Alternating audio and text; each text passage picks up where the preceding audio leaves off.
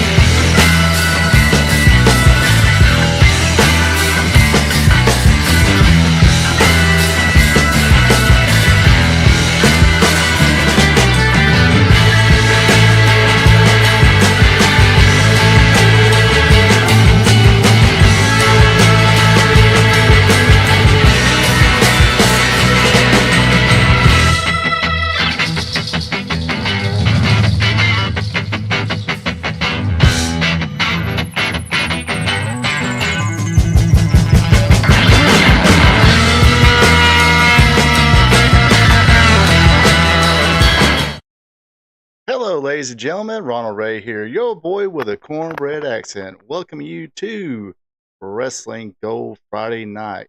Appreciate everybody tuning in. Yes, folks, we did make it to Friday. So hats off to everybody went who survived the grueling week this week. I was in South Carolina. I got snowed on. Had to work in really cold weather, and found out today at 5 o'clock that I'm also got to work tomorrow. So cheers to all the hardworking men and women who survived the week, and cheers to those who are having to work this weekend. I'll be joining you.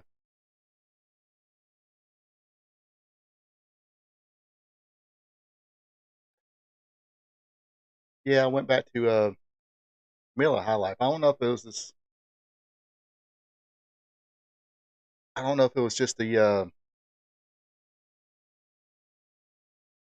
package I picked up that was, I don't know, the Michelob Ultra last thing I got of it the other week.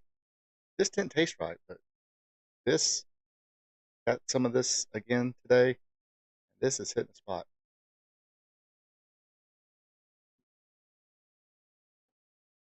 What's up, Joe King? Working on Saturday sucks, especially when you don't find out you're working on Saturday till about 5 o'clock after being away from home all week. That's the kicker right there. But it's overtime. I get paid by the hour. It's all gravy. Except for got work in Dawsonville, Georgia tomorrow. It's gonna be kind of cold up there, isn't it? Anyway, uh, hello, folks. This is, like I said, Wrestling Gold Friday night, where we talk about the good old days of professional wrestling, of the sport of professional wrestling. Excuse me. Excuse me. Again, excuse me. Yes, back when wrestling was wrestling and wrestling was real, because it's still real to us. Damn it! I need to get a clip. I need to get a clip of the guy saying that. I don't know if anybody remembers that. There's like a Q&A thing going on. I think Terry Funk and a couple other people were talking. And cool guy. I've met him or seems like a cool guy. Met him a couple times. Not that we're, you know,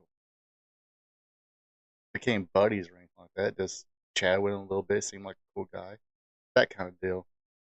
But this guy who they were talking about some of the deaths that were happening at the time, and guy got a little emotional, and he spouted out the words, those famous words, "It's still real to me, damn it!" And it was like on talk shows and stuff like that. The only good wrestling, yes, sir. So yeah, if you're, yes, I am live and a living color, live and in living color, baby, like Dusty Rhodes would say. I'd do a better Dusty Rhodes than that. That sounds god awful. Anyway, so if you're joining me live, hey, come say hello in the chat, ask some questions, share some memories, whatever you want to do. We do it all here. Well, I do it all here. Because sometimes we just go from talking about wrestling to not talking about wrestling. I don't know. The Friday night, the Wrestling Gold Friday night, we kind of stick to wrestling because, yes, we are talking about the good old days of wrestling. So, yeah, if you're a young fan, you might learn something. Because, like I said, I'm just a fan talking about wrestling. Want to like talking to other fans of wrestling, and there's nothing wrong with that. So yeah, if you're joining me live, let me know in the chat, or like I said, just drop a friendly hello. That's all cool with me. Also, if you're enjoying the program here, click that thumbs up button. Also, if you're not a subscriber yet, be a champ and click on that subscribe button, along with that notification bell. Click on that notification bell when I have new content coming out or a new streams about to come out. You will be notified. Also, follow me on uh, those social media sites. There's all of them up there in the top left hand corner or right hand corner, depends on how you want to face it.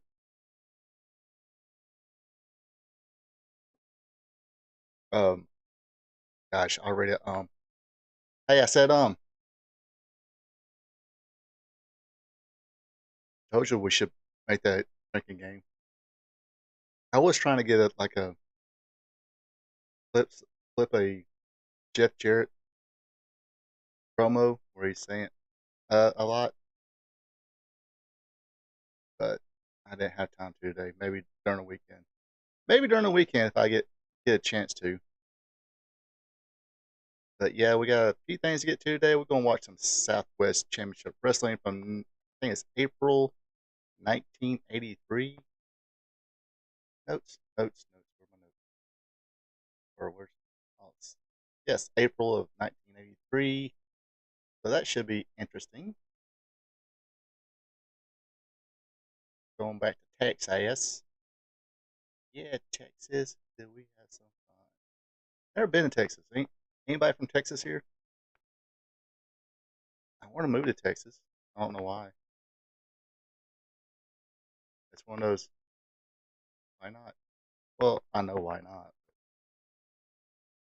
Because I hate moving. Thank you, Big Sis. That's your fault. So anyway, let's have some fun tonight. Let's. I am trying seriously, folks, trying to get rid of the us. So let's get things started here with the history of this day in wrestling history. Today is February 21st, year of our Lord, or 2025. And we begin off on this day in 1975 in Atlanta, Georgia, at the Municipal Auditorium.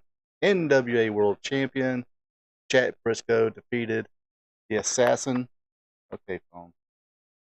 We ain't having this today. Okay. Unless it's my boss saying the job got canceled tomorrow. I'm not answering it. Ain't happening tonight. I'm trying to be a star, people. Anyway, yes, Jack Briscoe defeated the Assassin, Jody Hamlet, in a reverse decision disqualification. Also on this date in 1975, Abdullah the Butcher, who was managed by Bearcat Wright, wins the NWA Georgia title from Rocky Johnson. This is also the date given for Abdullah losing the North American title to Cowboy Bill Watts, also in Atlanta. This could have happened in the same show. Abdullah was defending the title for an injured Buddy Colt, who was injured in an airplane crash the day before. And of course, Watts took the championship and went back to Louisiana with it. Excuse me. On this date in 1978, Jack and Jerry Briscoe defeated Mike Graham and Steve Keirn to win the U.S. Tag Team titles. Terry Gibbs won a rookies tournament as well that night. Yes, before it was called this the Florida Tag Team Championship, I think for a long time the Florida Tag Team titles or the U.S. Tag Team titles until Crockett decided to drop the national tag team titles and call them the U.S. Tag Team titles. Then Championship Wrestling from Florida decided to say, "Hey, okay, we're the Florida Tag Team Champions now." But that was probably what 9 years after this, 8 or 9 years after uh, this took place. Actually, in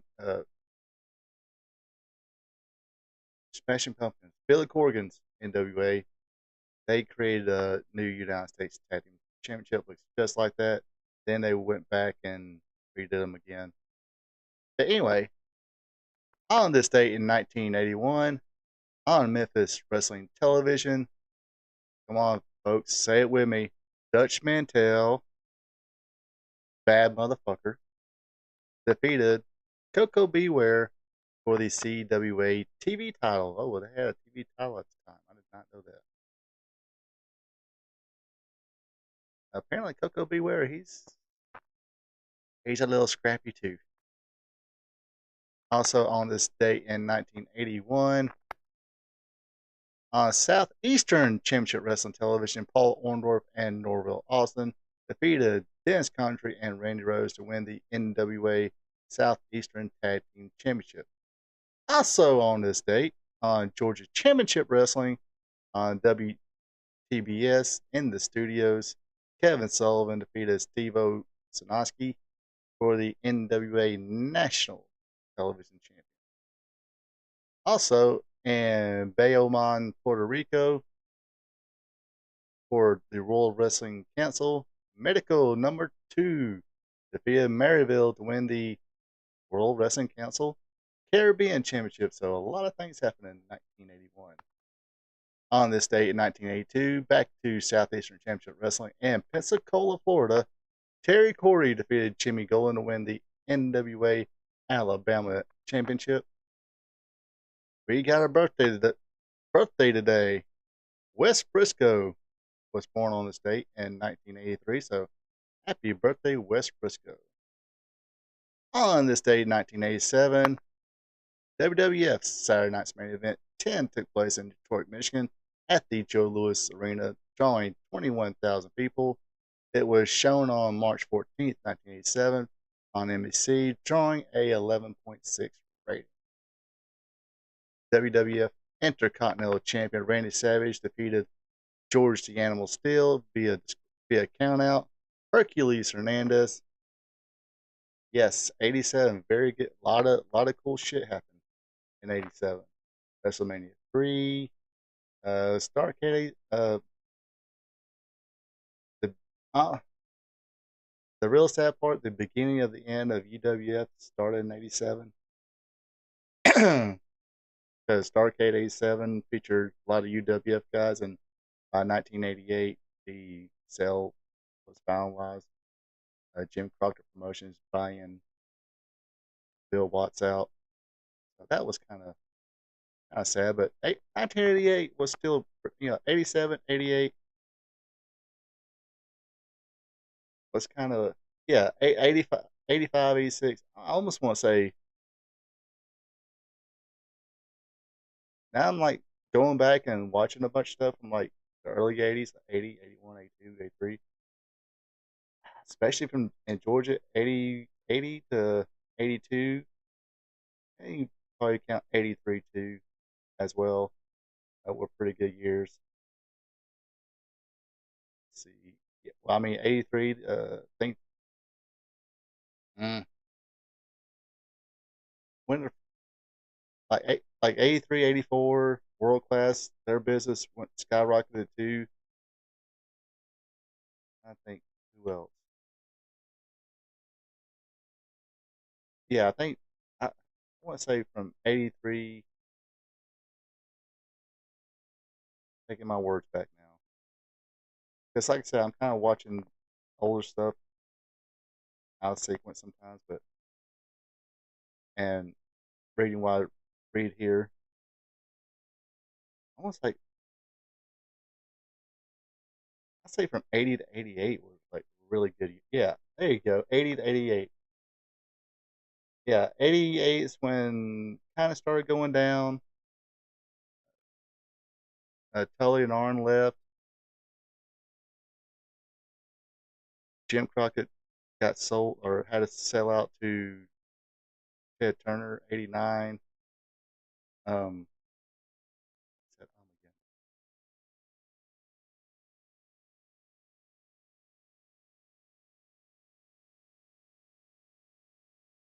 yeah, you got 89 to maybe 93. 93 it started picking up again a little bit.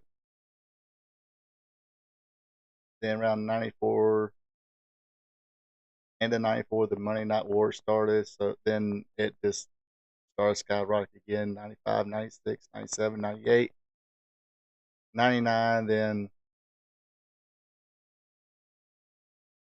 Then like history repeating itself. WCW started going down. Turner sold to AOL Time Warner, and they was given enough ammo to get rid of wrestling. That's they wanted to do it, and even though they were still highly rated as far as Turner Broadcasting, they were not beating the Vince, the WWF, so therefore or WWE at the time. So that was enough ammunition for them to go, okay, we're just going to cancel this. Y'all lost us millions of dollars, and we can't have that. So here you go, Vince. We sell it to you for $2 million. But anyway, uh, back to the subject again. Russ or Saturday Night's Main Event 10. Uh, After that, we had a battle royal that Hercules Fernandez won. Also in that battle royal,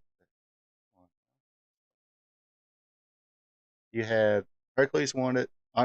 Other participants included Andre the Giant, Ron Bass, Brian Blair, Jim Brunzell, Demolition, Haku, Billy Jack Haynes, Hillbilly Jim, Honky Tonk Man, Hulk Hogan, Blackjack Mulligan, Paul Orndorff, Lanny Poffo, Butch Sika, Tama the Islanders, which will be on WWE 2K25. No, wait a minute. Okay. Well, yeah, the Islanders, Tama and Haku, but I think Haku was going to sing. Anyway, Nikolai Volkov and Coco Beware. King Kong Bunny defeated Jake Roberts via countout. WWF World Tag Team Champions. The Hart Foundation defeated some of these things. Defeated Tito Santana and Danny Spivey. And main event Ricky Steamboat and the Iron Sheik on this date.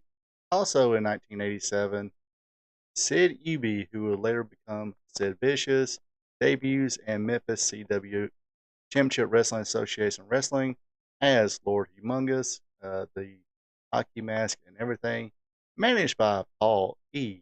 Dangerously, Paul Heyman. He originally debuts wearing a latex mask underneath the hockey mask to give the illusion of baldness and disfigurement. Sid will later shed that latex later. Yes, I remember Sid Vicious or Humongous debuting there. Then all of a sudden, this big guy who had the same build, did the same moves as Humongous, starts wrestling there. Then I think, yeah, wind up going. He wound up becoming humongous again in Continental Wrestling. Shane Douglas's cousin. It's like, okay, that has to be one of the same. All right. On this day in 1992 at the Sportatorium in Dallas, Texas, for Global Wrestling Federation, Ben Jordan defeated Barry Horowitz to win the Global Wrestling Federation Light Heavyweight Championship. I do remember this. Barry Horowitz, usually a enhancement guy for everybody else, wins the match here, and he starts calling himself the winner, Barry Horowitz. So during the introduction, the announcer will be like, and to my left, or wherever we stand in the red corner or whatever, the winner, Barry Horowitz. And he did the usual, self pat on the back.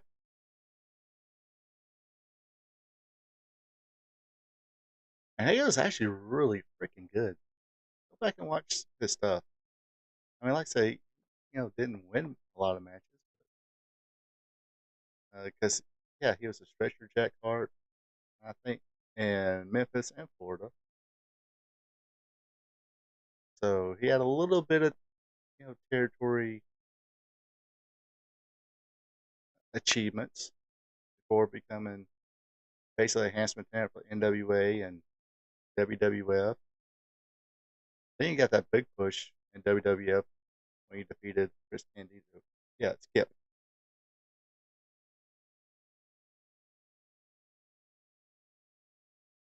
All right, on this day in 1993, Super Brawl 3.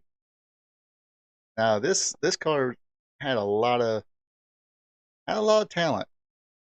Let's just say that. It took place in Asheville, North Carolina at the Civic Center, drawing 6,500 people. This is for a pay-per-view.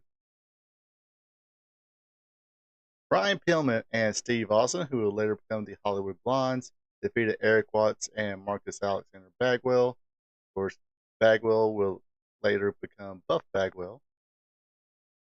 If you're gonna watch, if you're gonna go back and watch any match on this pay-per-view, I highly recommend you watch this one. Two Cold Scorpio defeated Chris Benoit. Excellent match here. I think it was like within the last 10 seconds, Scorpio got the pinfall. Great match here. Davey Boy Smith defeated Bill Irwin. Cactus Jack defeated Paul Orndorff in a Falls Count Anywhere match. The Rock and Roll Express, Ricky Morton and Robert Gibson, defeated Smoky Mountain Wrestling Tag Team Champions, the Heavenly Bodies, Tom Pritchard and Stan Lane, via disqualification. Long story short, Bill Watts was the vice president or whatever of WCW at the time. Supposed to have total autonomy and all that good stuff. So he talked to Jim Cornette, who was running Smoky Mountain Wrestling, and said, "Hey, why don't we do like a talent exchange here? Maybe kind of a." I think they were maybe possibly talking about having Smoky Mountain Wrestling be like a developmental territory. So part of that was, okay, we'll do an angle. You come to TV, Jim Cornette, where your Heavenly Bodies. We'll take a couple weeks of showing highlights of the Rock and Roll Express, Smoky Mountain, or Rock and Roll Express, Heavenly Bodies feud, and Smoky Mountain. So Jim Cornette, of course, goes to TV, gives a promo saying, I hated you, I hated Jim Herd, and all the very scathing promo here. And trying to go watch Jim Cornette's first interview with RF Video. He gives a little more detail to the story, but apparently during that time too, Watts was being, he wasn't fired, he quit. He couldn't deal with the bull. The bull. That's his words. And that's when Eric Bischoff came in. When they played it, they recorded it. Of course, this was a taping. They edited a lot of stuff out of it. Then, uh, basically, when Bill Watts left, the proposal of a partnership between WCW and Smoky Mountain Wrestling went with Bill Watts. Later on, Jim Cornette got in a partnership with WWF, and pretty much this was Jim Cornette didn't really leave at that point, or wasn't making appearances at that point. But it was getting, I think, within a year and a half, Smoky Mountain Wrestling was kind of on its tail end, and that's when Jim Cornette came in. But the WWF sent the Undertaker to wrestle. Shawn Michaels wrestled Buddy Landell at one time. They also, worked with Memphis too at the time. So I think Vince kind of had it in his head at the time that he wanted a working relationship, maybe a. Sorry, I'm trying to find this little heater here, but I think he already had it in his head that he kind of wanted to do a. Hold on one.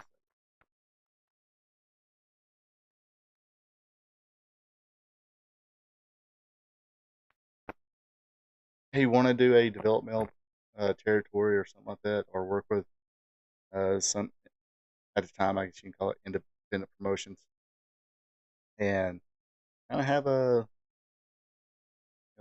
have somewhere some of his talent to go to kind of get better. Anyway, so that was the story of Smoky Mountain Wrestling appearing on WCW. United States Champion Dustin Rhodes, who was supposed to wrestle Ron Simmons, but Ron Simmons got injured. Max Payne came in to substitute for Ron Simmons. However, it didn't matter. Dustin Rhodes defeated Max Payne by disqualification. Barry Windham wound up defeating the Great Muta to win the NWA World Heavyweight Champion. Um, yes, this is probably another good match on there. It was, gosh,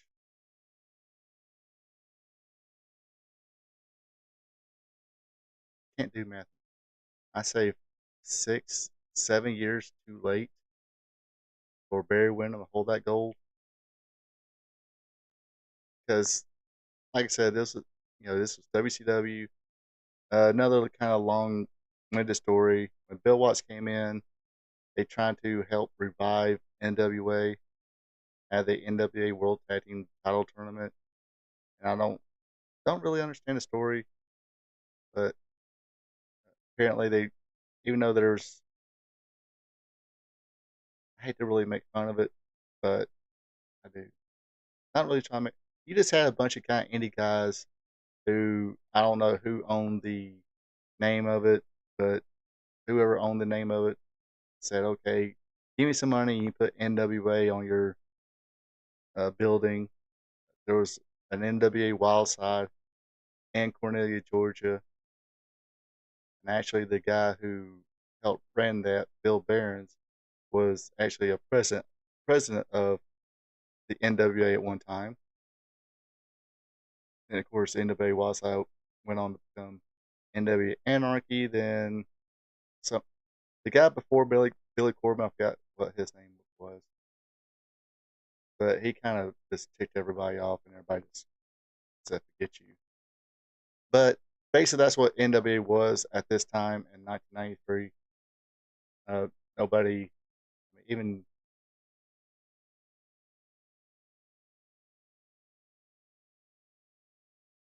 this was before Shane Douglas threw it down, I do believe.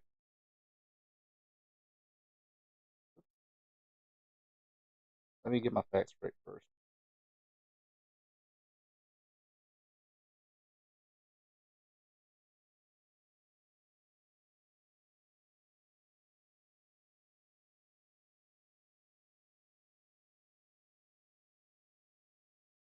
Okay, so yeah, this is a year and a half at least before the Shane Douglas incident where he won the tournament for the NWA World Heavyweight title and threw it down. Hate to hear about that, but hindsight being 2020 now, it's like, I understand. But for whatever reason, Ted Turner could not use the NWA name or didn't want to. Never really figured that one out. But but yeah, that it would have been great seeing Barry Windham having a lengthy NWA World Championship run. The main event that night, of course, was Big Van Vader defeated Sting in a White Castle of Fear leather strap match. A decent little match. Of course, Vader was the WCW World Heavyweight Champion at the time. So yeah, you had two world champions, and it's almost a precursor to the brand split of SmackDown and Raw. Oh, I never looked at it that way till now. Anyway, on this day in 1994 in Memphis, Tennessee, at the Mid South Coliseum, of course, Doug Gilbert defeated Brian Christopher to win the USWA title. On this day in 1997, ECW presented SummerSlam 97 in Queens, New York at the Lost Battalion Hall, drawing 800 people. On that card, you had Balls Mahoney defeated Chris Chetty, Brian Lee, and Chris Candido defeated the Pit Bulls. Bubba Ray Dudley defeated Spike Dudley. Sandman and Tommy Dreamer defeated Raven and Stevie Richards. The Gangstas defeated Axel Rotten and Devon Dudley. Taz defeated Little Guido. And ECW Tag Team Champions, the Eliminators, defeated Sabu and Rob Van Dam. Some good matches there. Eliminators, that's another team that was kind of underrated, but unfortunately, Saturn and Cronus did not get along. Mostly, Perry Saturn didn't care for the unprofessionalism of John Cronus. He was a little goofy. But, man, another good card here. I mean, this one, Sandman was always Sandman, but Sandman was better to watch right here, especially when this team of Dreamer, they were freaking over. This is a little before Devon and Bubba Ray started teaming together. Devon was teaming with Axel Rotten for a little bit. Then eventually, Bubba Ray and Devon would tag together, and the rest is history. By the way, highly recommend the movie Slapshot with Paul Newman. Great freaking movie. Yes, very, very much some good fond memories of ECW back in the day. Some of it, like one time, recent, I think it was probably like a year or two ago, I watched a match with, what's his name? Steve Corino and C.W. Anderson. This was actually a great match, but all of a sudden they had to bring a chair into it. It's like, how did it need that chair or anything like that? Y'all had a great match. People were into it without that. So little bit of me on that was kind of like, okay, this was kind of cool back in the day, but now it's like, no, it didn't really need that chair. All right, speaking of ECW, the following year in 1988, ECW presented CyberSlam 1988 in Philadelphia, Pennsylvania at the ECW Arena, drawing 1,500 people. Jerry Lynn, great talent, defeated Danny Doring. Al Snow pinned Tracy Smothers. Chris Chetty defeated Doug Furnas. Lance Storm pinned Chris Candido. ECW TV champion Taz defeated Brackus, not such a great talent, via submission. Justin Credible defeated Tommy Dreamer in a First Blood match. Balls Mahoney and Axel Rotten with the Sandman defeated John Coronas, New Jack, Spike Dudley, and the Dudley Boys, Bubba Ray, Devon, with Big Dick Dudley in a three-way match. So you got like a 9-person tag, whatever. Three.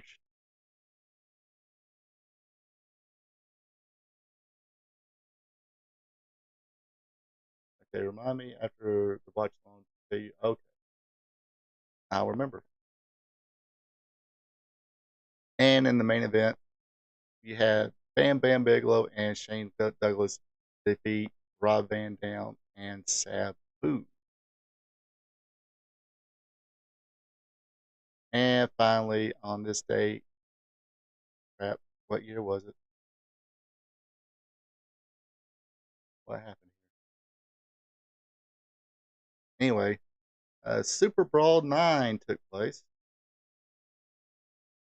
in Oakland, California, at the Oakland Arena, drawing 15,880 people, shown live on pay per view. Booker T defeated Disco Inferno. Chris Jericho defeated Perry Saturn via countout. Cruiserweight champion Billy Kidman defeated Chavo Guerrero Jr. This is confusing. This is, of course, WCW at that time. They would do confusion bullshit. Chris Benoit and Dean Malenko defeated Barry Windham and Kurt Hennig. Then Kurt Hennig and Barry Windham went on to defeat Chris Benoit and Dean Malenko to win the vacant WCW World Tag Team titles. This was major at the time. The Outsiders, Kevin Nash and Scott Hall, defeated Konnan and Rey Mysterio Jr. As a result, Mysterio lost his match. So, yep, this was unfortunately which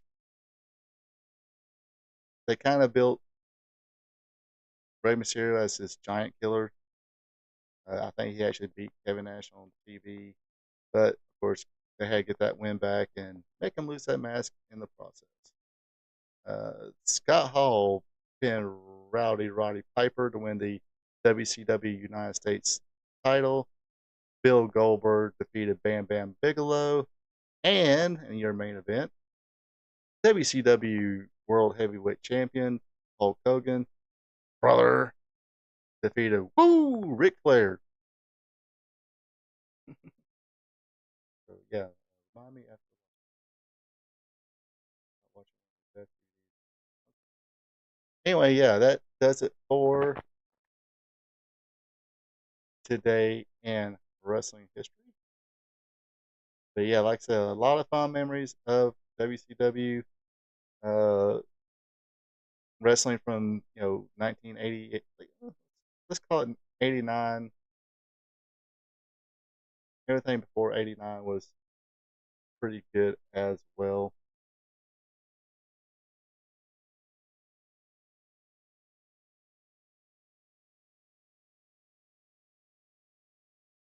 Beer, beer, it does the body good. It don't really.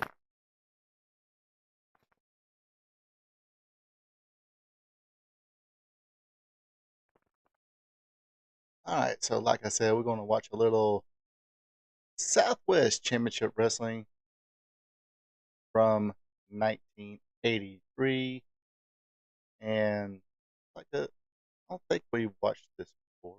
We watched Southwest before, but not this one. So I'm going to go ahead and put the link to the show in the chat.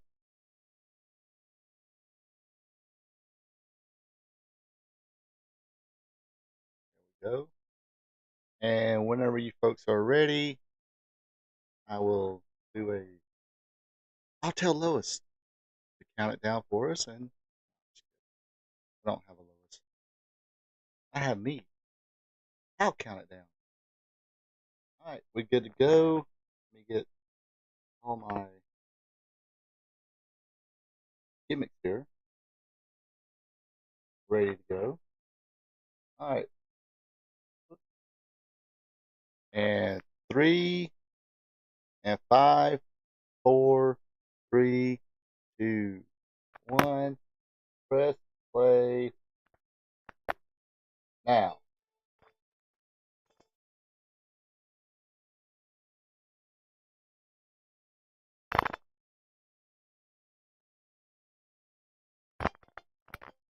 Y'all don't hear that static I make?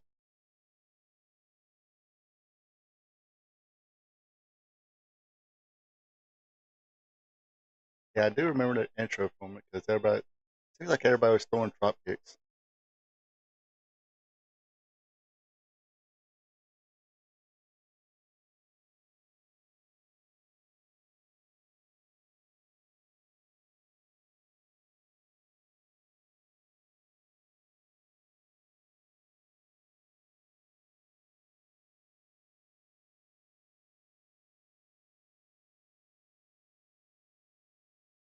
Buck Robley.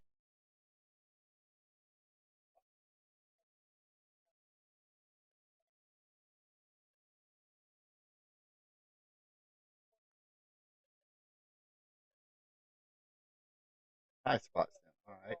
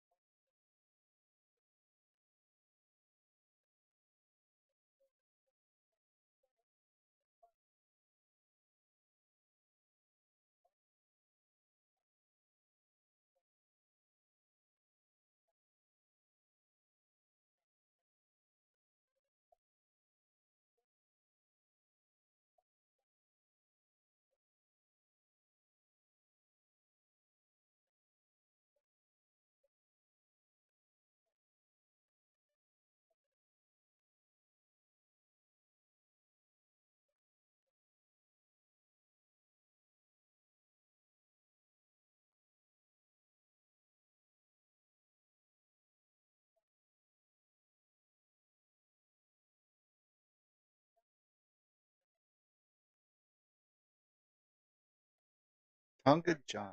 Who's Tonga John?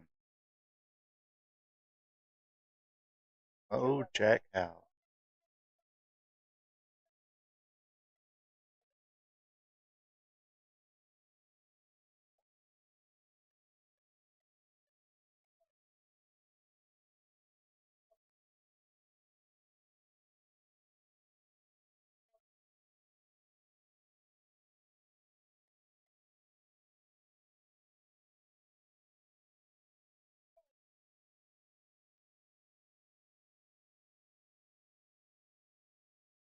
Okay, that's a barbarian. Okay, I thought he looked.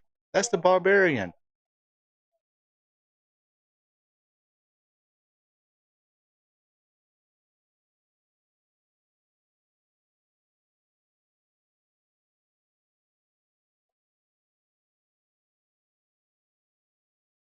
Yes, Tonga John is the barbarian, folks. But yeah, Gino, gosh, that's another name who there's no there's no telling, where his career could have been if he had stayed alive.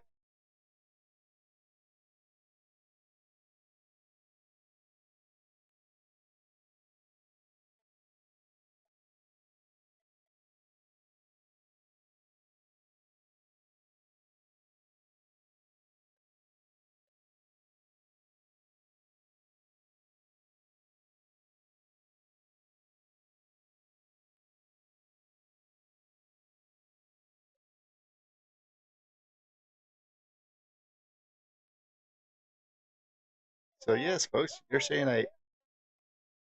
very one of the biggest. There's that big reverse elbow drop.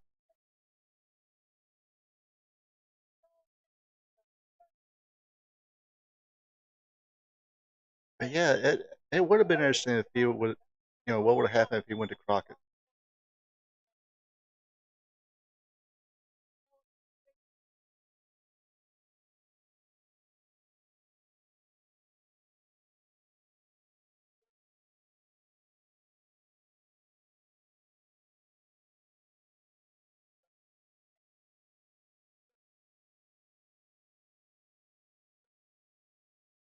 But yeah, that was a early match from the Barbarian, Tommy Young. So that was actually pretty interesting. I was like, okay, that looks familiar. Who the hell is he? Then I had to do a quick Google thing.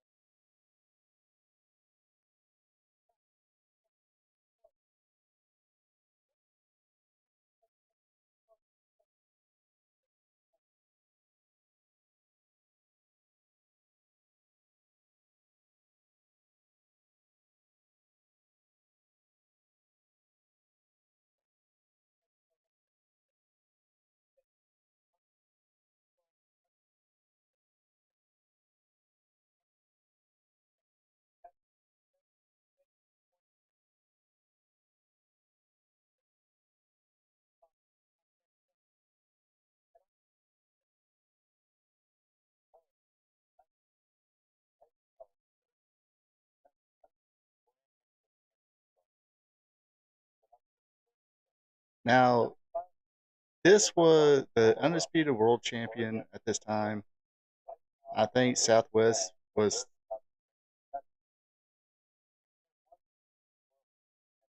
yeah, one of the biggest biggest could have been. Even UWF like Chris Adams, yeah.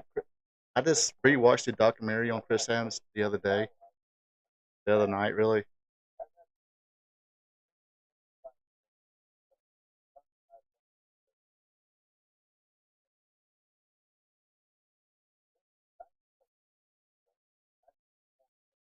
But basically, they was trying to have their own world champion at the time because they weren't part of the NWA.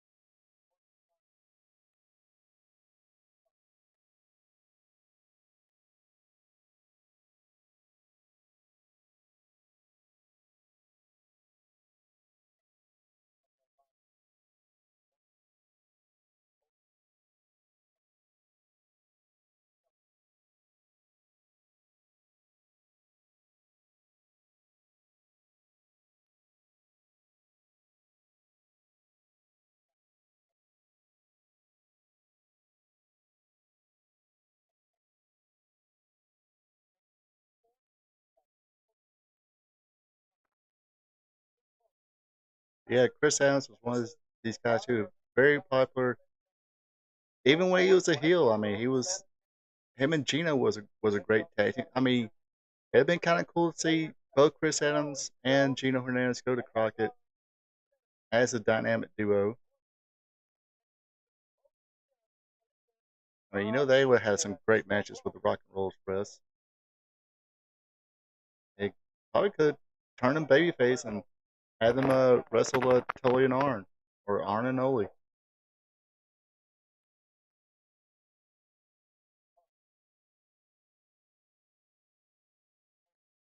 And I'll say it again. You watch Bob Orton Jr. here. You see the apple doesn't fall from the tree on this one. I mean, this talented performer was just running their genes. I mean, everybody knows how great Randy Orton is. Bob Orton was great in his own right as well.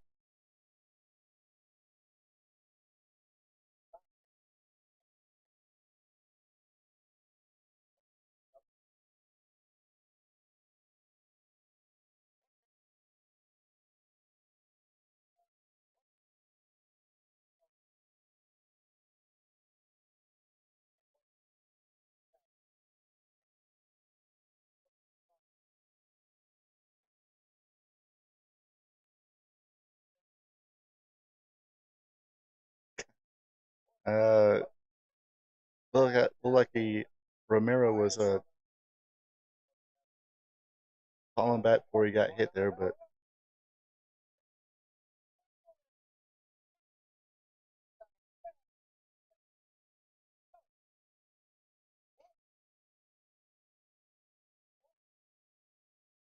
so we're gonna say a pile driver or a superplex. Yes, yes, boys and girls, yes, children. The superplex used to be a finisher.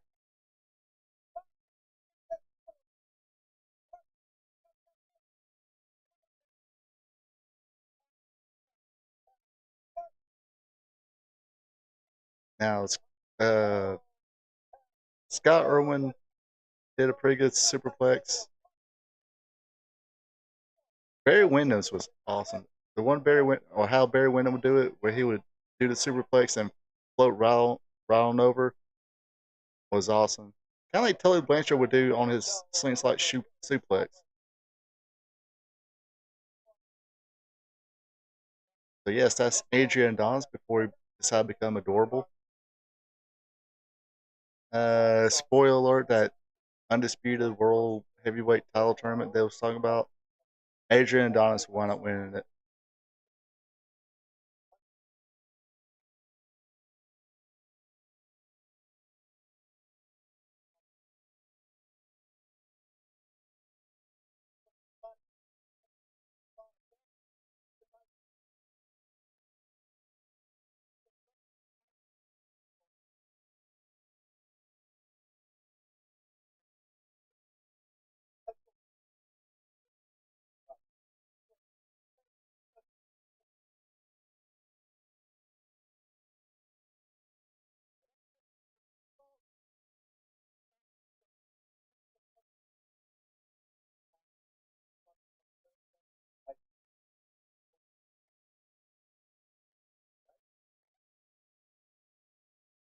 And they said, yeah, well, I mean, I didn't see much of Adrian Adonis when he was in better shape in his peak. I seen most of it, Adrian Adonis when he was at 400 pounds and being adorable, basically doing the Adrian Street gimmick.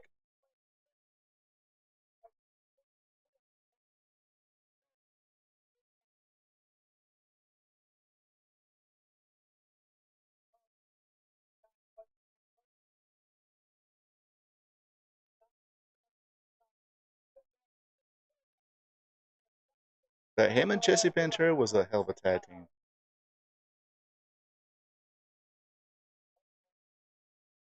I think they held the AWA tag team titles on more than one occasion.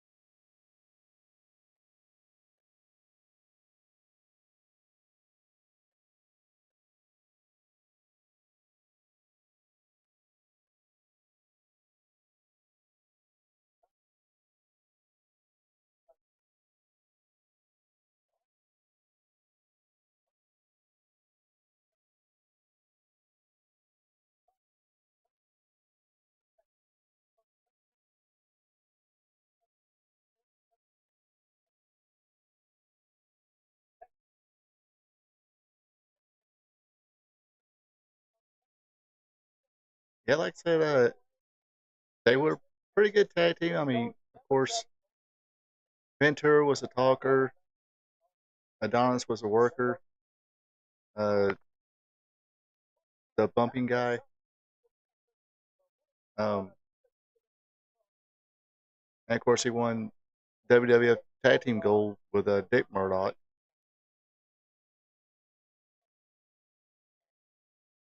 I'm about polar opposites there.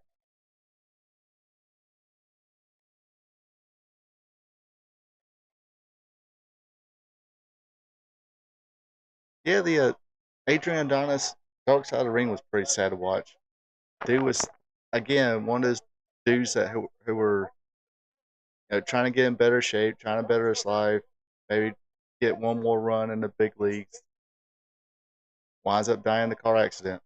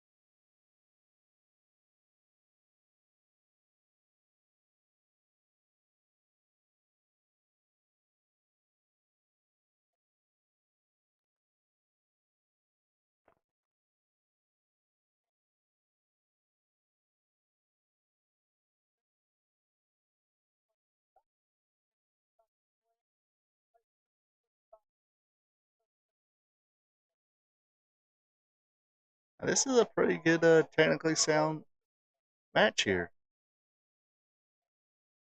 Counter holds and a couple little high spots, just enough to get the crowd back kind of into it.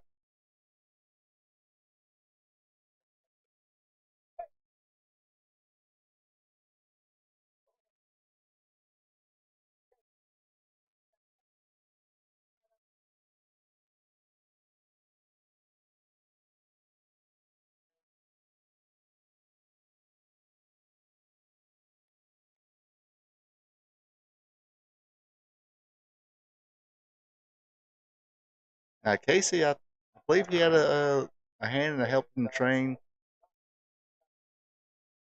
both Booker T and Stevie Ray Harlem Heat.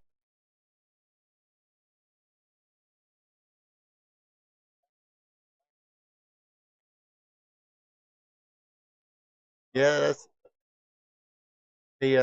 he. After WrestleMania 3, he wound up in AWA,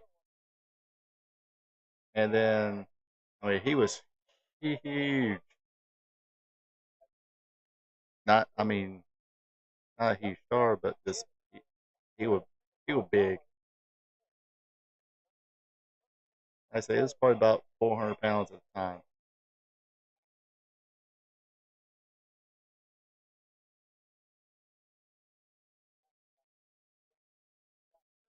Yeah, he went there, then went to wrestle in Canada.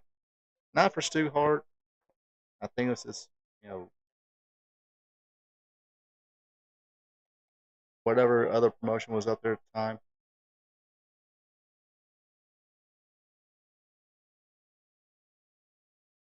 Yeah, that was a hard year. I mean, well, that was a hard month.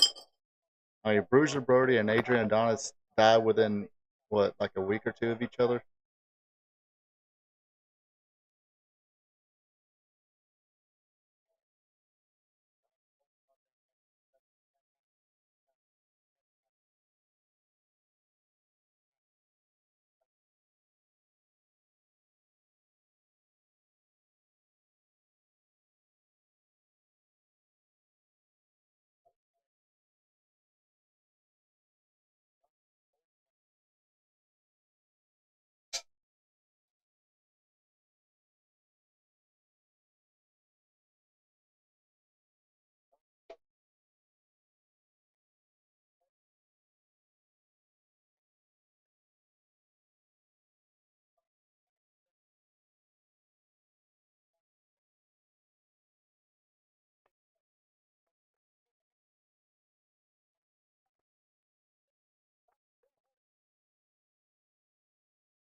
Look, Adonis is going for the Scorpion Deathlock this time.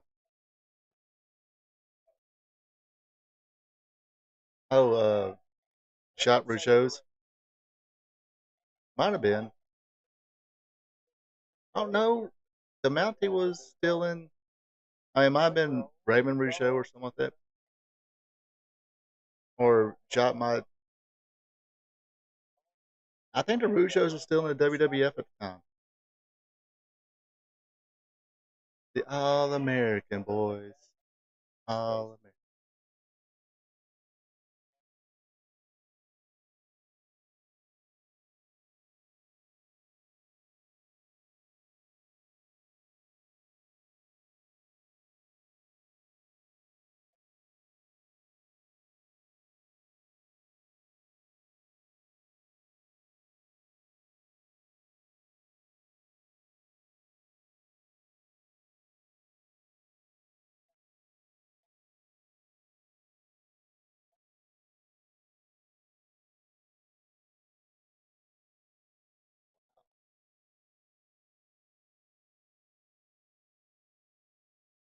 So yeah, they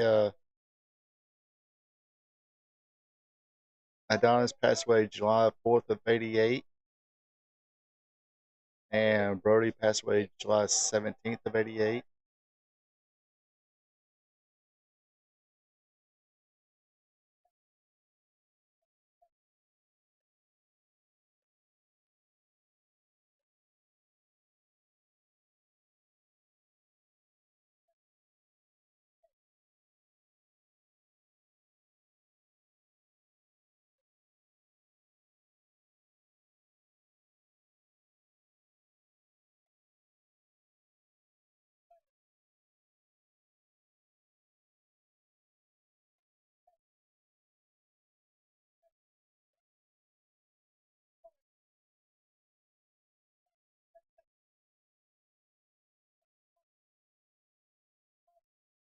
Oh yeah, this is one of those federations that you can come off the top rope.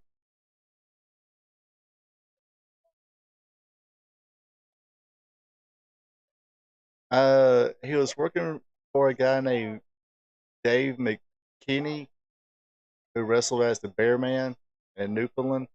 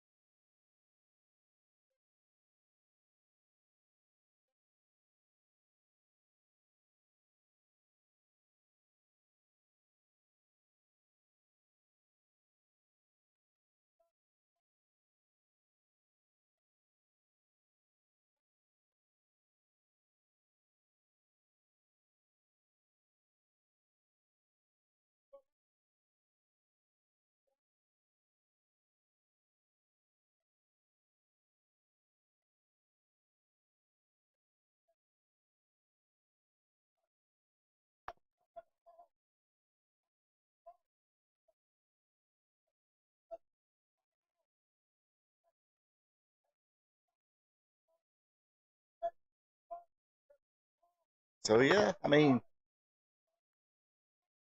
Gino can knew how to be a baby face, knew how to was a great heel.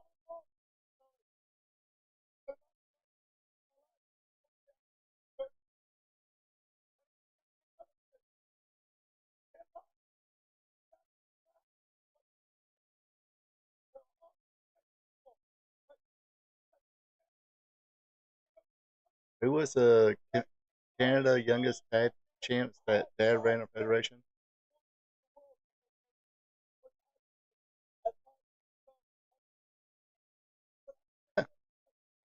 The Hearts. Yeah, I think.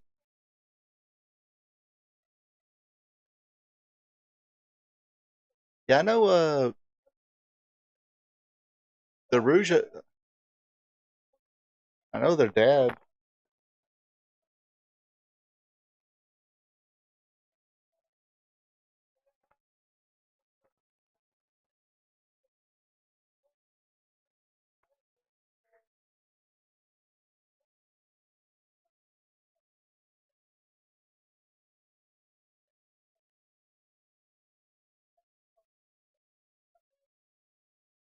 So yeah,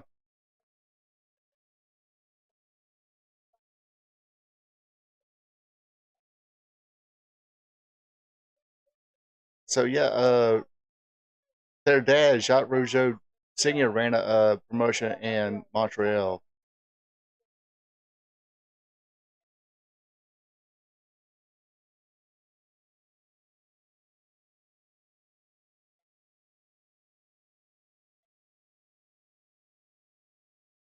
Look, now mine's that bleached blonde hair.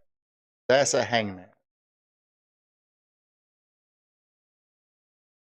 Big, ugly, tough, rugged,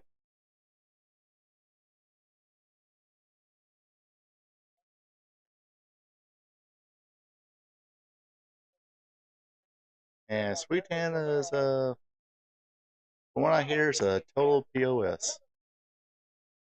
Oh, okay, yeah, there you go. Rene Dupree, yeah, his dad ran a promotion.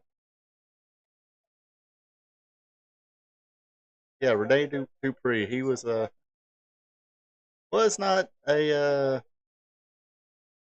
I guess he could have been somebody, but apparently he kind of rubbed either he rubbed people the wrong way or there was some kind of this built animosity for him because he was getting a push as early as he was getting.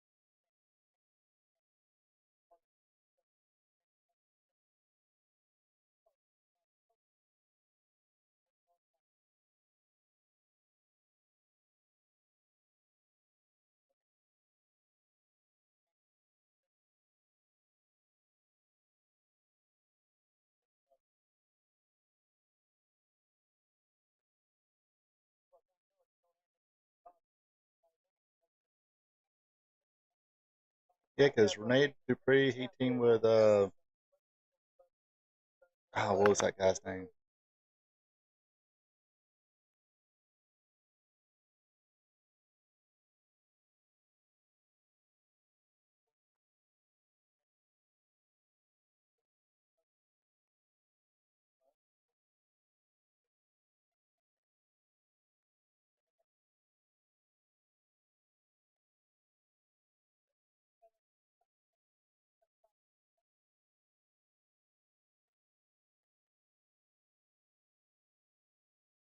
Yeah, Sylvian Greener at one time,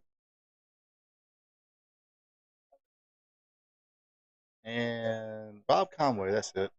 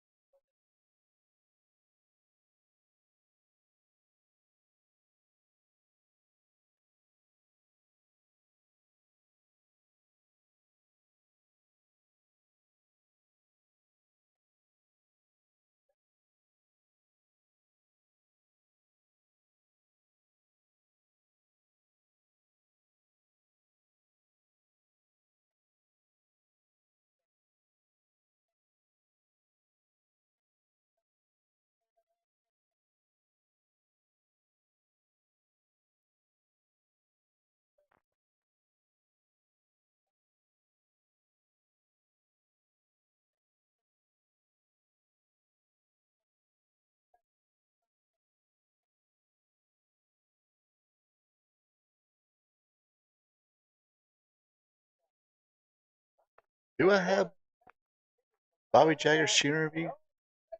I know he did one. I'm not sure if I ever got his or not.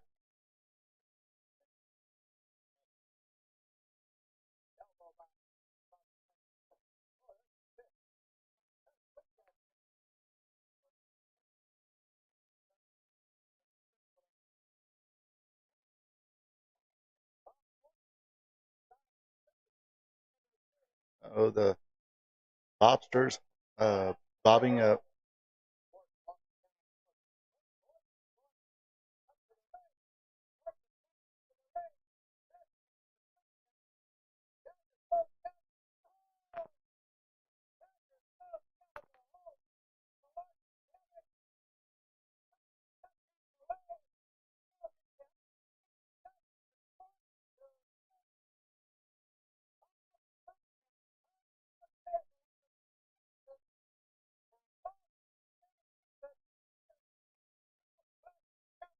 That was a mistake. You caused him to lose.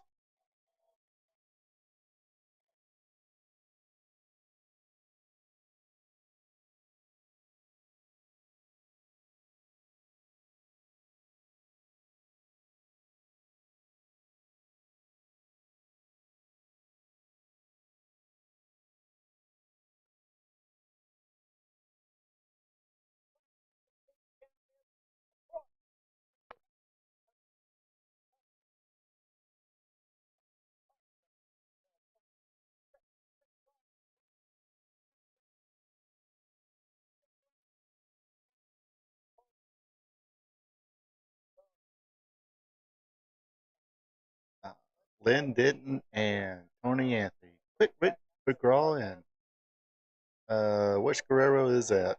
Armando Guerrero? Mondo Guerrero?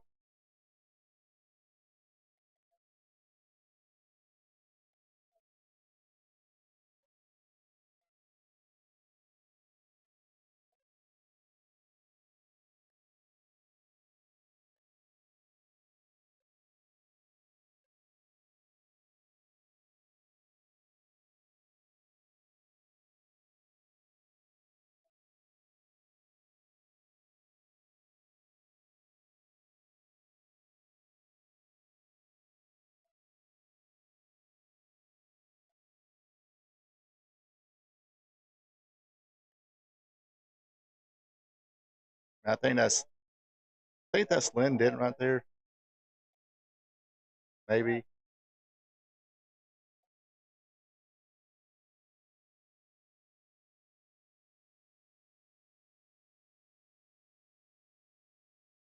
Yeah, that has to be Lynn Denton. I don't remember. I don't remember Tony Anthony doing any kind of kip ups. And he was a little bigger than.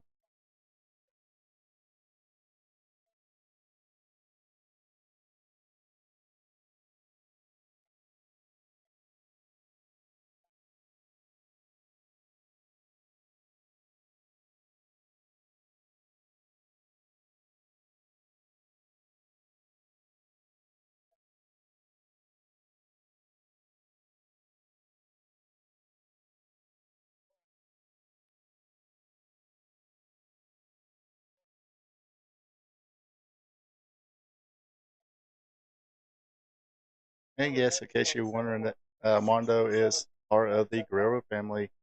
Another brother of Eddie Guerrero, Hector Chavo.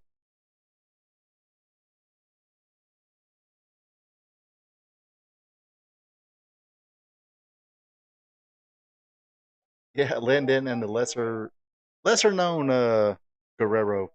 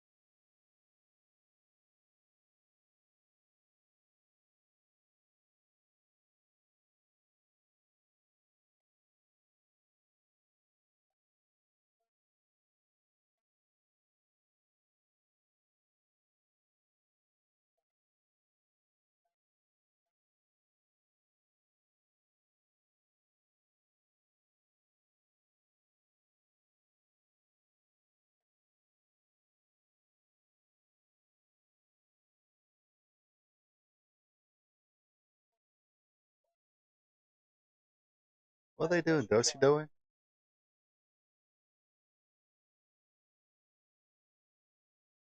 Chavo, yeah, Chavo was pretty good. Yeah, he was pretty popular in the San Francisco territory as well. I do believe, if I heard correctly.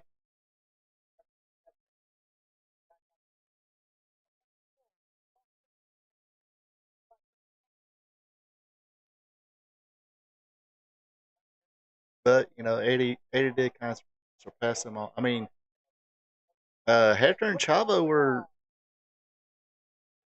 a big time heel tag team. I think in the Mid South. I think in Texas or Southwest Texas, maybe, or the Amarillo territory.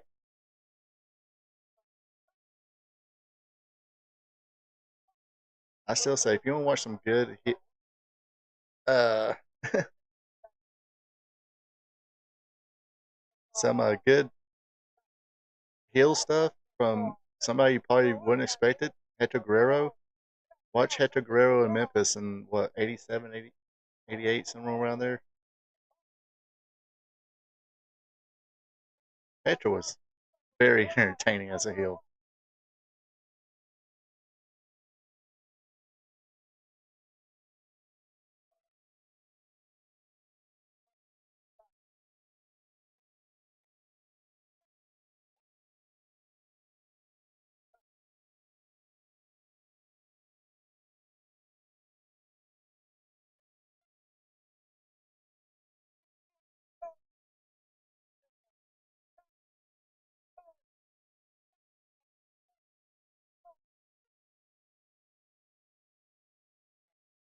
Oh, he's got me in a torture. Oh, the torture rack airplane spin.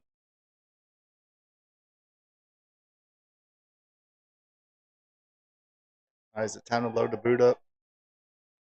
Didn't they do the load the boot thing too? Yeah,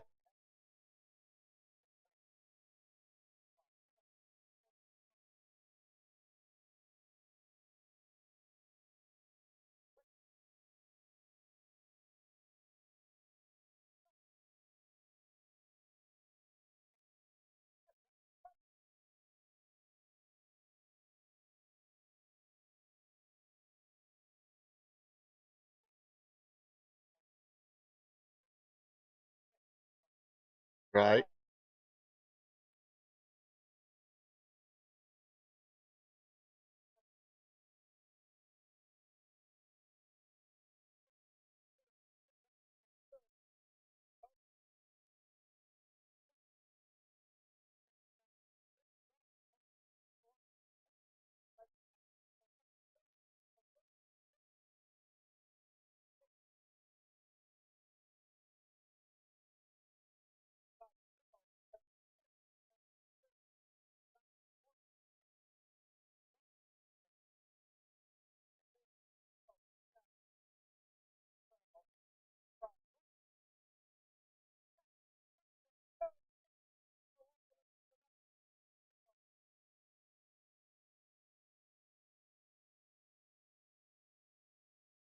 Oh, he's going after the mask.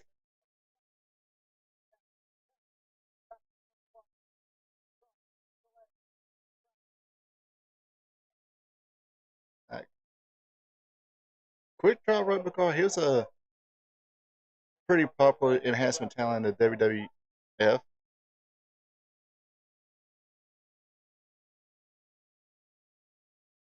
course, he passed away at a young age as well.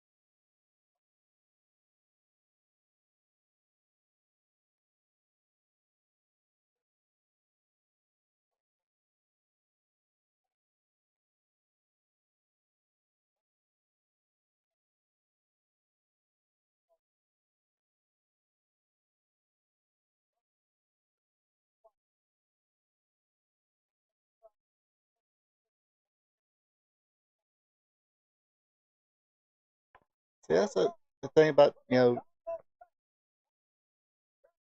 you're a good heel, you can take a body part, kind of work on it, cheat to work on it. Oh, got the abdominal stretch.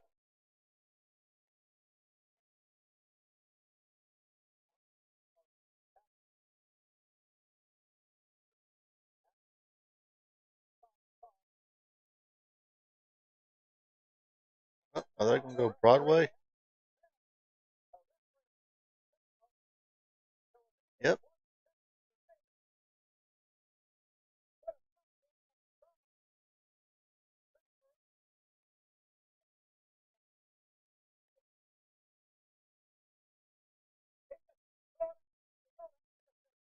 Oh, well, darn. Match got out of hand, so the referee threw it out.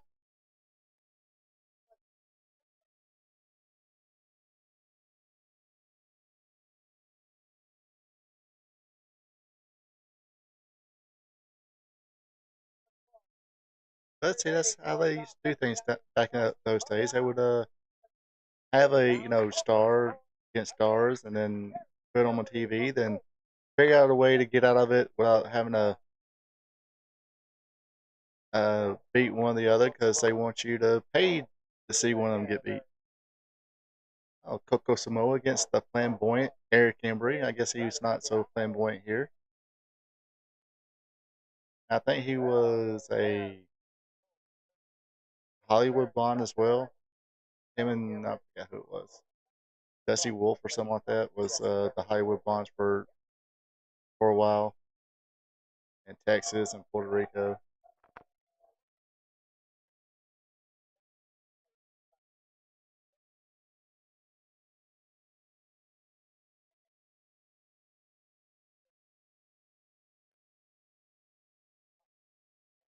Interesting thing about Coco Samoa, he wrestled in Memphis at one time, and they call him Sabu. This was early '80s as well, '84 maybe '85.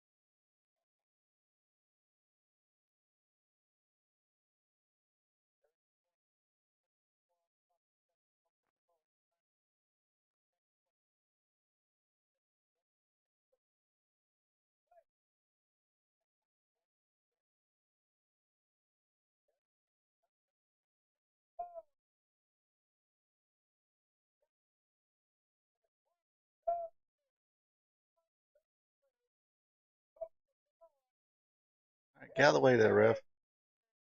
Ooh, throat chop.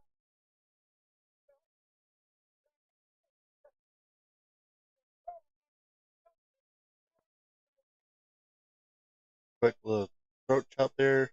End of the program.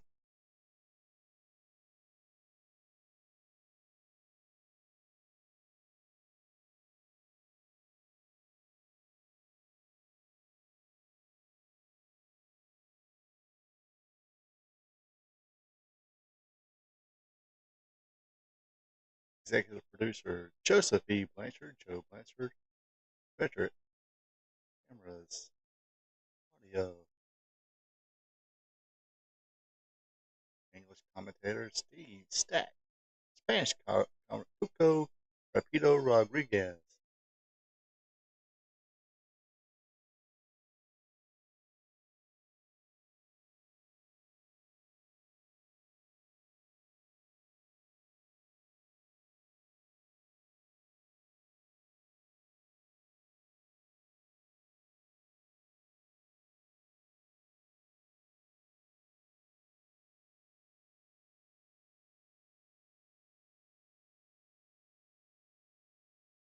Yeah, I mean, a lot of good, like I said, I mean, even Eric Embry being a enhancement talent there, uh, he had a pretty good career. He went heel, became a, you know, adorable, not adorable. Uh,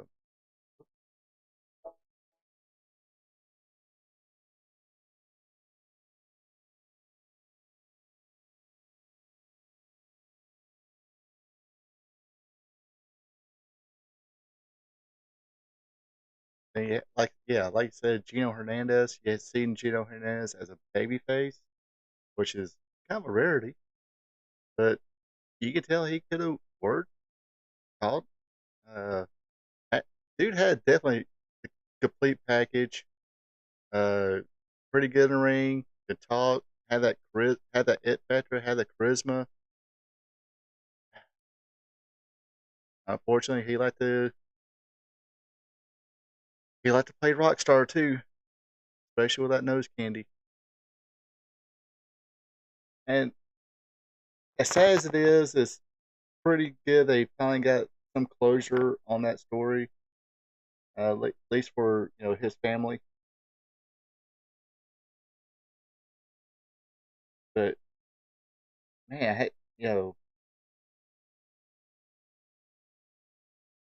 how many years, decades did who was his mom kind of lived in fear?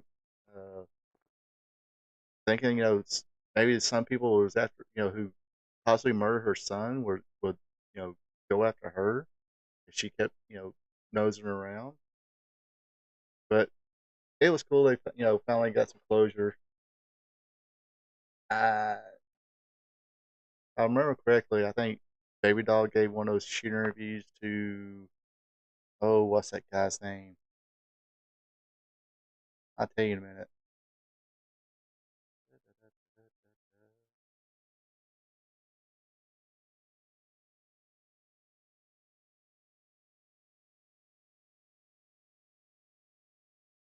James Romero,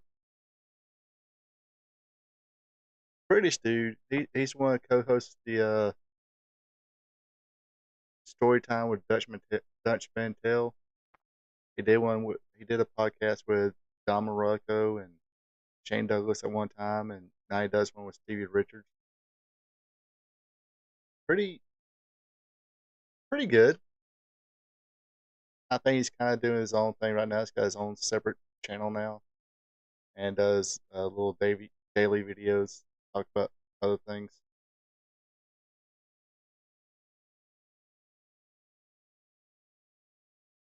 But yeah,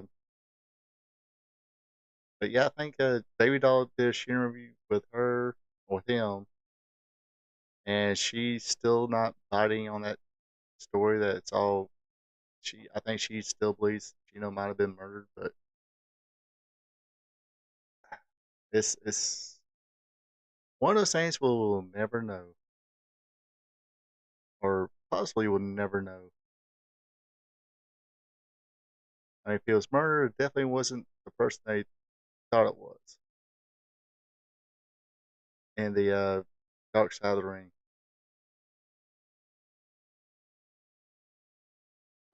Anyway, so let's see.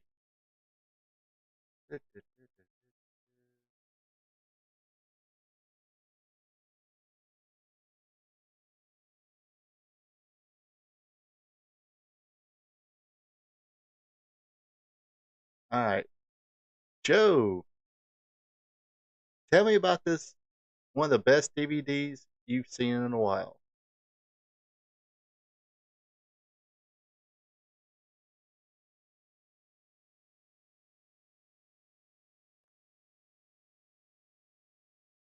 I think I need to get Joe a camera. That way I can plug him in there. That way he ain't got to type.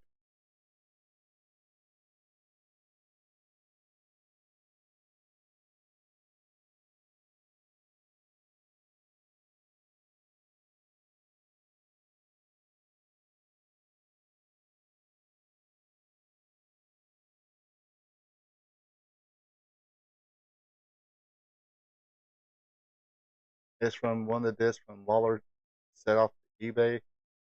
Oh, some Memphis stuff with Jerry Lawler featured. And you can't go. I mean, you really can't go wrong with Memphis.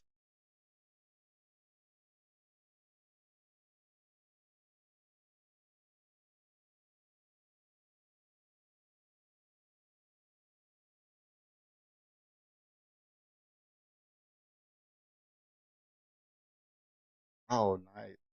So like every one of their matches, including the Super Clash 3.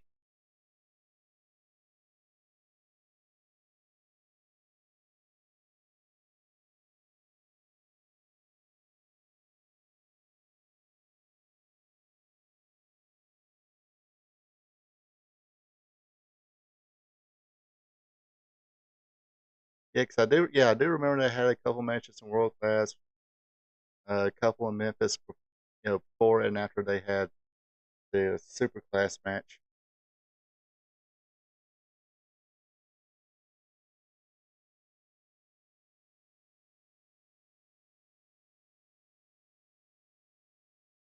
And it still baffles me, especially after you heard about it, that Kerry wrestled with one foot.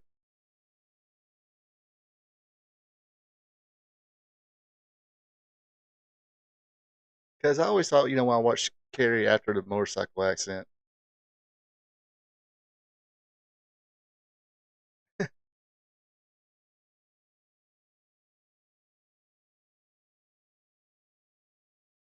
oh, that actually gives me a good idea for next week. Let me text me or let me write it down. Of course, I have a desk. Like, okay, I have a desk. I okay, I got a pen here. I need to find some Florida Championship Wrestling for Florida that had. This is when they were sending David Von Erich to all the territories, and David worked heel in Florida, and Kerry came in and worked heel in Florida. That was some man. That's this gold. Oh yeah, Kerry looked like. I mean, before the accident, he looked like $1 million. But it baffled me. I mean, I know he got bigger after the accident, muscular wise, of course. But and that's what I always thought when I watched it. I mean, Kerry was not like Kevin. Kevin more athletic. Did a high fly moves, plenty of drop kicks. Uh, Kerry didn't throw many. I mean, threw some, but not many. But after the accident, you kind of thought, okay, so well, he had that knee injury. That was just a leg injury. Didn't know he tore his freaking foot off.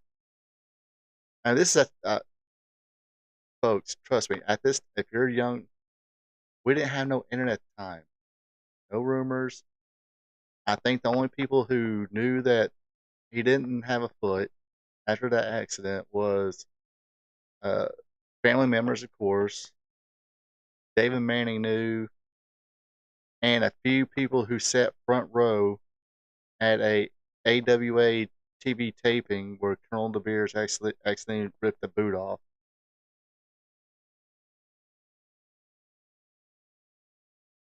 Oh, yeah,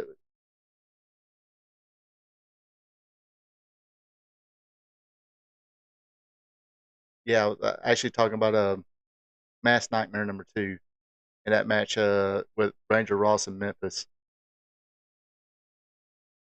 But yeah, they. I mean, you talking about into it the whole freaking time.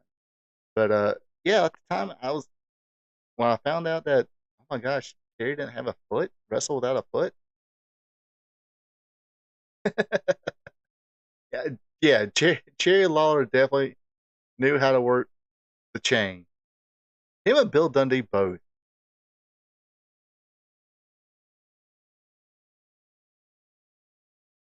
Yes, yes, he was is still the king.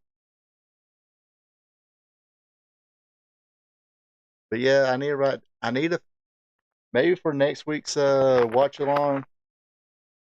Let me write this down. See if I can find a championship wrestling from Florida where David and Kerry was there as heels. I have to do some research on that. For it.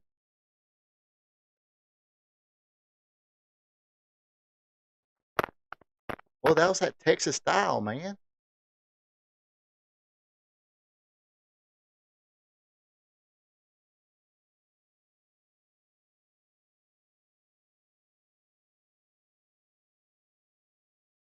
Yeah, Lawler's punches was solid. All those Memphis guys had that same punch though. I mean, go back and see highlights of Jackie Fargo. His punches, of course. I think he helped train Jerry Lawler. Jerry Lawler had that same punch. Jeff Jarrett had that same punch. I think Jerry Jarrett also had that same punch.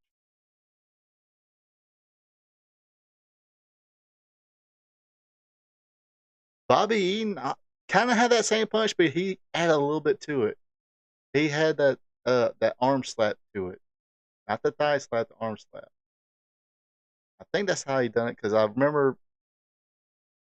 looking through one of the like Pro Wrestling Illustrated wrestler or whatever, and it showed a photo of Bobby Eaton after he threw the punch or as he was throwing the punch, and you kind of see his hand.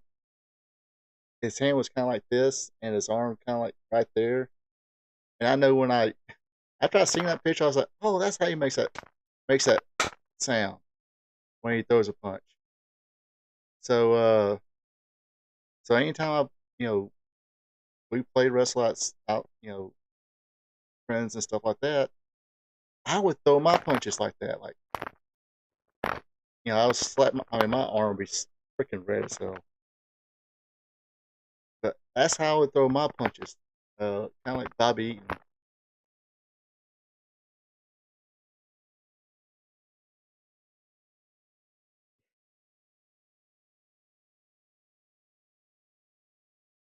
Yeah, kind of. Oh gosh, what was it? Yeah, it was kind of funny. I do remember there was like some kind of 6-man tag or something like that. I can't remember all the participants. But I know Jeff Jarrett, and Eddie Marlin, and might have been somebody else. And they were trying to be like baby faces like they are in Memphis, but people were booing them. But that was, I think, they was trying to use that as their kind of gimmick. It's like, hey, we're not. Then that they would, yeah, Jeff Jarrett, Eddie Marlin. Uh, I thought it was like a 6-man. It's like Jeff, Eddie Marlin, maybe somebody else. I want to say Matt Bourne, Frank Dusek, who was like a matchmaker or whatever at the time, and somebody else. But they would try to do their babyface stuff, but then they kind of cheated too.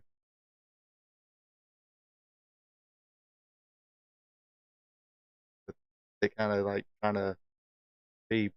It was kind of weird because that's like first time that we're seeing Jeff Jarrett as a heel. He wound up becoming a pretty good heel in the WWF. That's JEFFJARRETT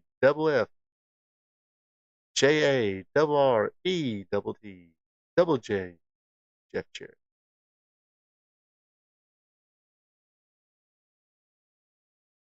That must be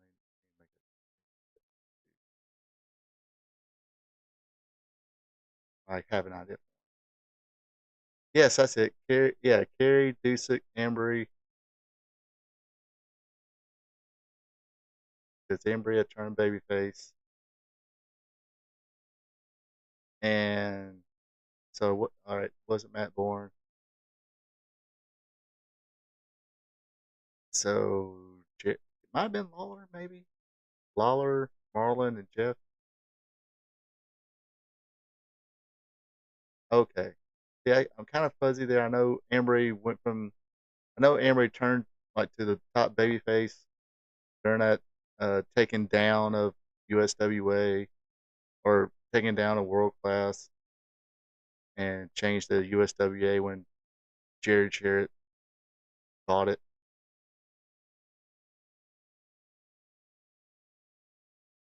Oh, nice.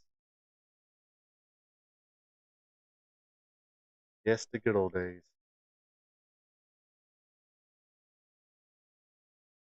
Yeah. Cage match. Eric Embry versus P.Y. Chuhai. If P.Y. Chuhai wins, then it stays world class.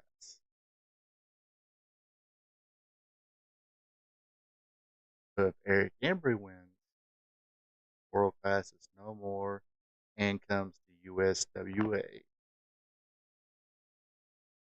And you would think that P.Y. Chuhai would be the babyface, want to keep world class because world class will stay at the sportatorium forever. But no, they was cheering Eric Embry. Yeah, let's get rid of old world class. We're done with it.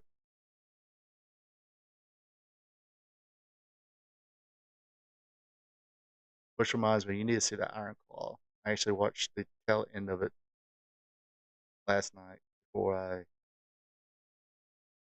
or as I was doing last night's show, or as I was prepping last night's show. Like, you know, the great prep work I do. It's very, very sus. That I do the proper suspect, whatever. Yeah, I definitely want to watch that stuff. You forget how good it was till you go back and watch it. Because sometimes you watch stuff back then, it's like, okay. Then you watch it again now, you just develop a better appreciation for it.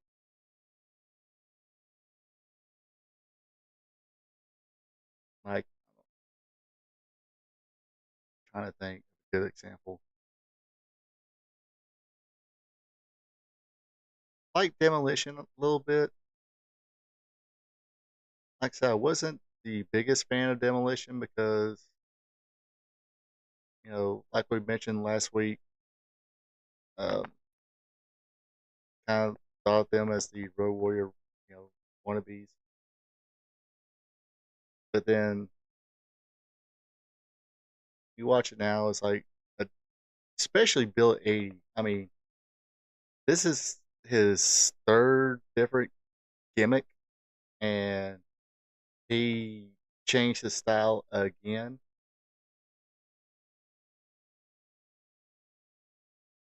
Oh yeah, like I said, okay. Like I was talking about, I took down notes. Super Brawl 3, around 92, 93.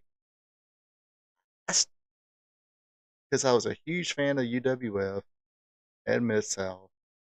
I was super excited when Bill Watts came in WCW, and don't know why anybody like. I remember that time. It's like, okay, cool. Bill Watts is coming in. It's gonna be good now. It's gonna be really good now. And the only thing I did not like is because being a fan, I didn't like the no coming off the top rope move, especially when you had Bobby Eaton still there, Brad Armstrong, Brian Pillman, Tom Zink. You just came up with this light heavyweight championship. You're just gonna have people from Japan like Jushin Thunder Liger, and then but it was still. I mean, the Bill Watts era in WCW right there was really good. It's better than what people want to give credit for.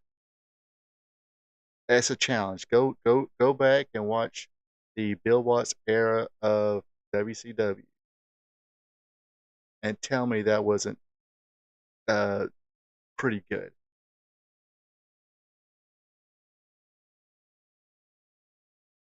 I mean, I kind of understand. I mean, Bill, I I can understand. It's like you watch the product, you kind of see it's not as good as it's supposed to be. You know how to fix it. They give you the call and they hire you to come fix it, but yet they still want to do their um, corporate BS, and you kind of had things kind of going in the right direction. I mean, I don't have the ratings numbers or anything like that, but sometimes it's a. I mean, you gotta think at that time too. You had above and beyond. You know, the WWF was the king, even at that time, top promotion, selling out big arenas everywhere. But because of the scandals that the WWF was going through at that time, the steroid and the ring boy, it was more the steroid scandal. Don't know why.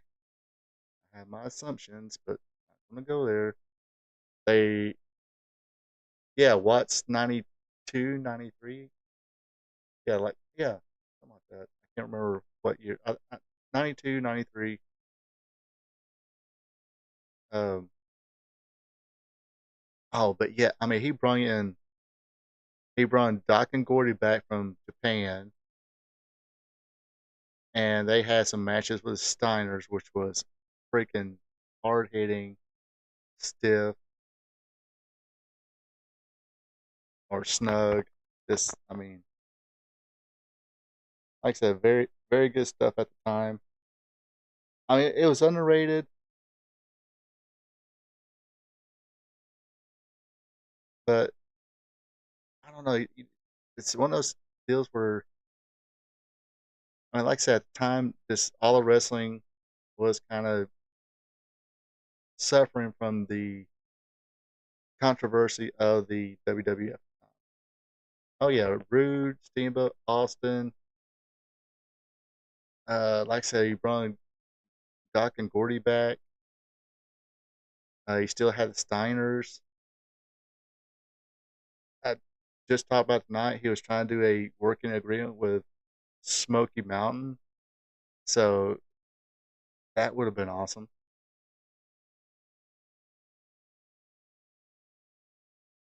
But and from what I hear, Bill Watts had his quirks. He liked to go on top of the CNN building, take a good piss off the roof, smoke his joints up there. Suppose like I said, speculation, just what I've heard of other people talking. But he had his rules too. I mean, sometimes you gotta have these rules to get things to work right. You can't have inmates run the asylum. That's probably the one, either the second reason or third reason you probably say WCW's not right. First reason first is because Ted Turner sold to AOL Time Warner. If Ted Turner still owned, or Turner Broadcasting still owned, or yeah, Ted Turner still own Turner Broadcasting and WCW, WCW would still be around. Even if they, say, hey, Ted, you're going to have to sell this. Fine. I'll sell it, but I'm still going to have their product on my stations because Ted Turner was very faithful to wrestling. Wrestling was one of the big things people watched on Superstation WTBS. So of course he's going to be faithful to it. But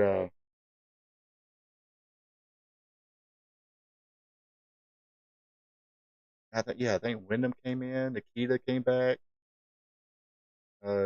Still has Sting there, of course.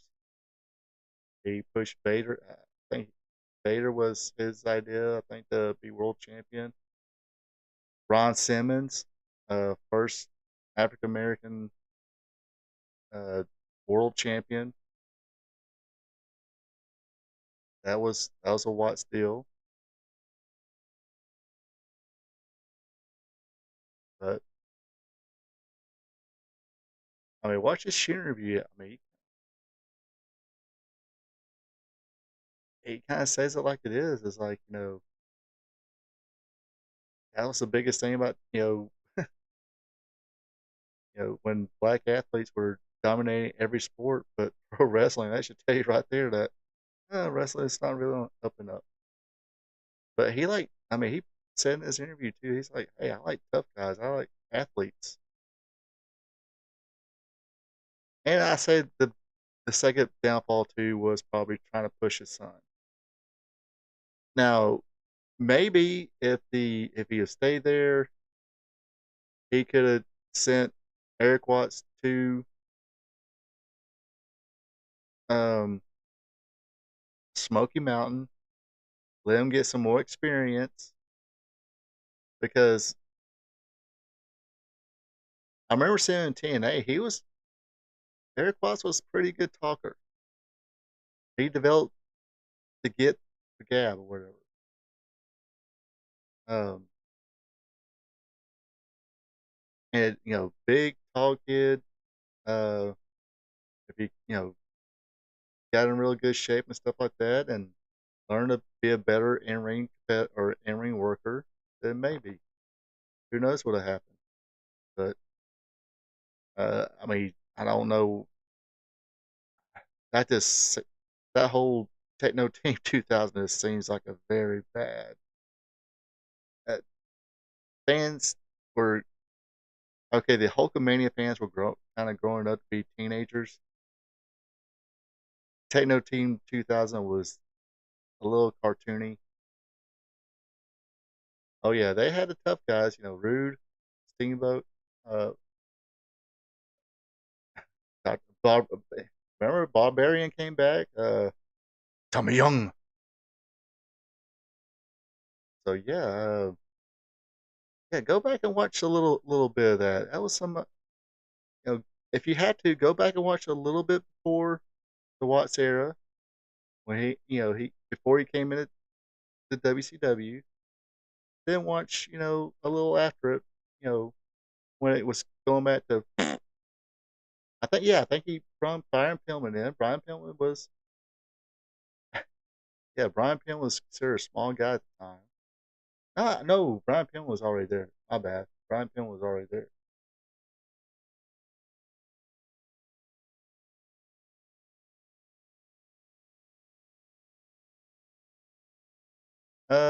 Yeah, his rookie stuff. Yeah, even I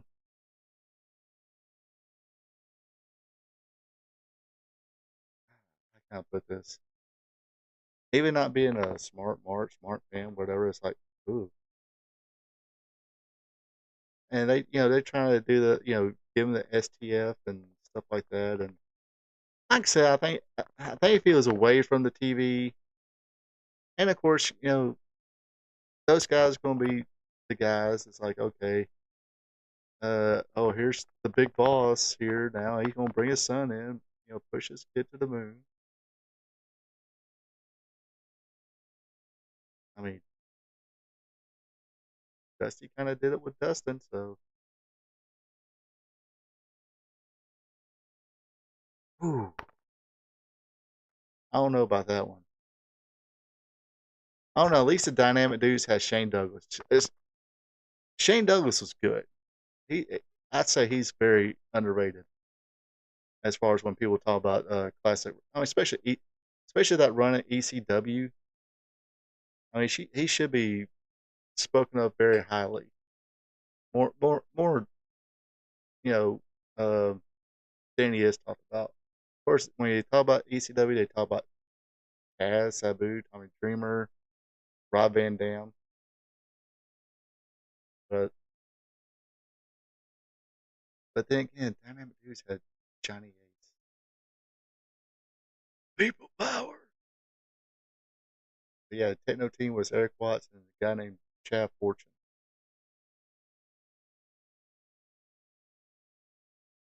But you gotta remember it's like they're trying to have two very tall guys move around like guys around 6 foot. You got two 6'5", 6'6" guys trying to be the Rock and Roll Express, basically. Who Ricky was what about 5'10", Robert was about 6'1". Depends on if he'll stand on all three legs. But, oh me, yeah. I mean, I remember seeing Techno Team a couple times on TV. Yeah, hey, I mean, like I said, we didn't have no internet at the time. Uh, I didn't pick up a Meltzer magazine. Don't know what the fuck's going on.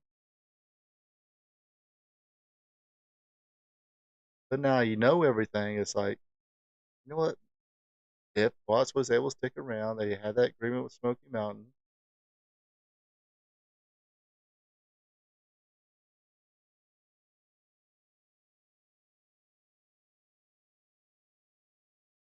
I mean, you could have brought some of those veterans who were in Smoky Mountain, like Tracy Smothers. Well, I guess you could have brought Tracy Smothers back and a Rock on Express back. Or, I mean, like I said, you did know if you did. Okay, let's forget what we know now. Like Brian Lee. Brian Lee, he was at least almost ready to get, you know, maybe some time in WCW, give him a little push. Maybe things would turn out different, but like I say, you didn't know what, Brian Lee, or you don't know Brian Lee like you do now.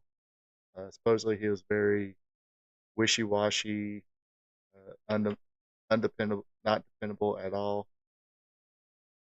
unless he was the Undertaker. The Undertaker.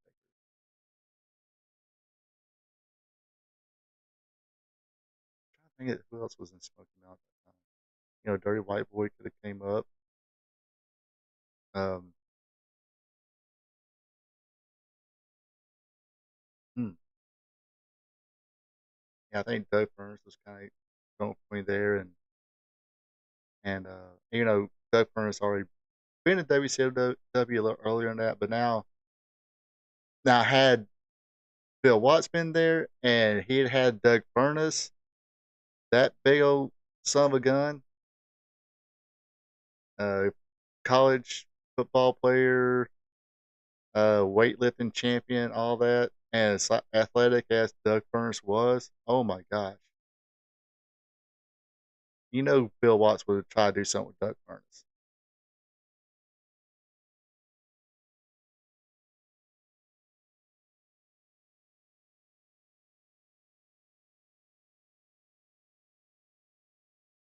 But anyway, I think that does it for me this evening. Appreciate everybody tuning in. Like I said, next week, if I remember, please, I need to make notes. Trying to find Championship Wrestling Florida from where David Von Erich was there. Because, oh, yeah, Candido. Candido came like 93, 94 ish. So he would have been after Bill Watts. See, that's okay. As well as Candido could work, well, okay, Bill Watts would be like, okay, he's a small guy, but dude can work, and probably could do know how to generate some heat. So he might would have brung him in, but probably wouldn't bring him in as like a top guy. I, he'd definitely at least give him a try. If he got over pretty well, then Bill Watts would have used him well because Bill Watts he like I said like this big guy.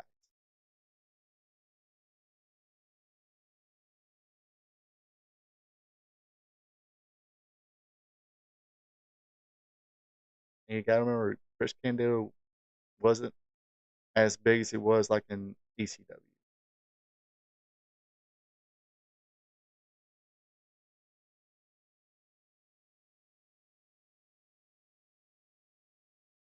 Yeah, now I gotta go back to Smoky Mountain and see who was there. Anyway, like I said, probably does it for me tonight. Like I said, it's 10 o'clock now, and fuck if I gotta work tomorrow. Damn. Anyway, like I said, appreciate everybody tuning in. Like I said, if you didn't watch this live, hey, you can always leave comments in the comment section. Let me know what you think about anything I talked about tonight or any memories you have. Or, like I said, simply say hello. Also, click that like button. And if you're not a subscriber yet, be a champ and click on that subscribe button. You folks have a good one. Take it easy. And until next time. So long from the Peach State of Georgia. Thank you for checking out our P2 Vision. Subscribe to our P2 Vision to watch Ronald Ray's content that covers the sport of professional wrestling from yesterday to today. His weekly content starts off with Wrestling Trivia Tuesday. Every Tuesday, Ronald Ray asks 5 questions about the sport of professional wrestling. So tune in and have some fun. Then it's WWE Monday Night Raw recaps, where he recaps all the action from the Raw brand. Ronald Ray also does an AEW Dynamite recap show where he recaps and has fun doing it. Do you like live streams? Well, join Ronald Ray live on Spot Show live stream where he discusses current wrestling. Join the chat and have fun. Spot Show live stream is on Thursday nights starting at 8 p.m. If current pro wrestling isn't your thing, like all wrestling past and present, or you're a new fan and want to hear how things were back in the day, then tune in to Wrestling Gold Friday night where Ronald Ray discusses back in the day when wrestling was wrestling featuring watch-alongs. That's Wrestling Gold Friday night on Fridays starting at 8 p.m.